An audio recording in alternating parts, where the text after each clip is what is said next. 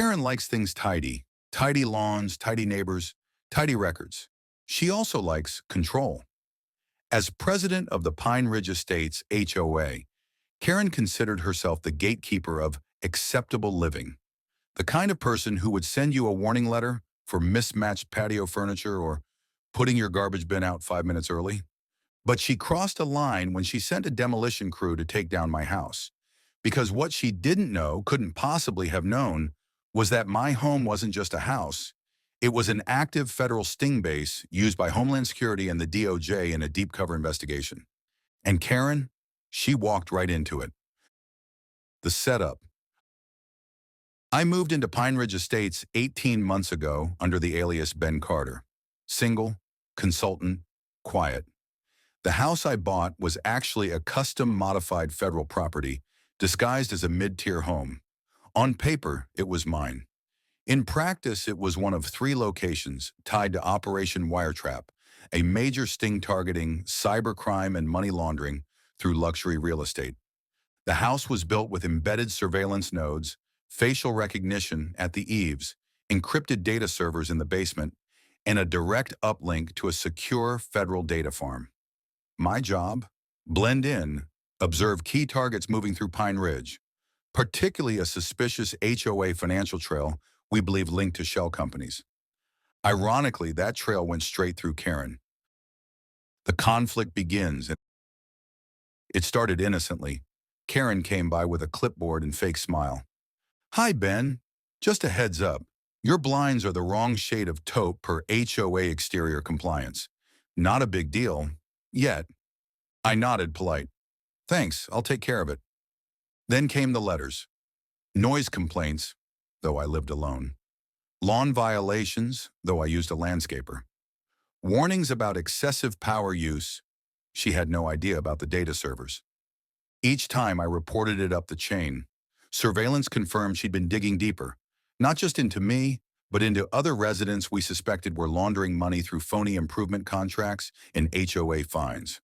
So we stepped up surveillance, and that's when Karen panicked. The demolition order. One morning, a yellow notice was nailed to my front door. It read, "Your residence has been declared in violation of HOA structural standards and must be cleared within 7 days. If no response is received, structural removal will commence." This wasn't standard HOA procedure. It was aggression and illegal. I called it in immediately. My handlers advised holding. Karen was escalating.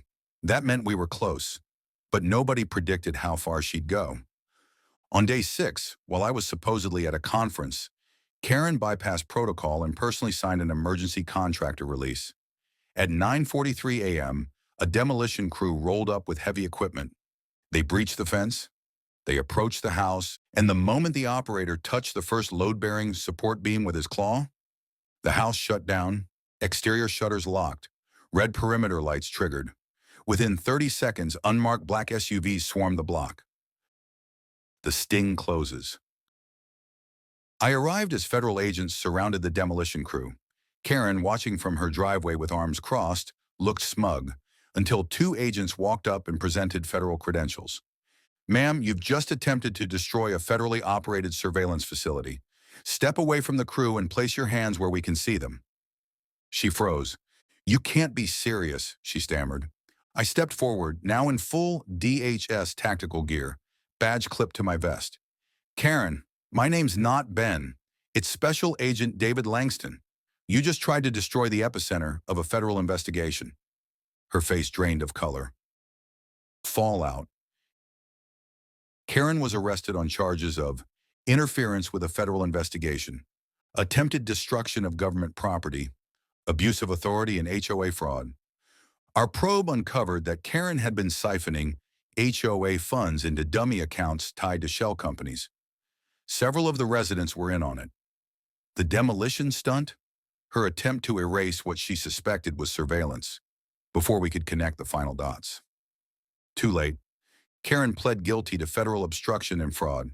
She received 6 years in federal prison and was banned from holding any leadership position in any civil board for life. Aftermath.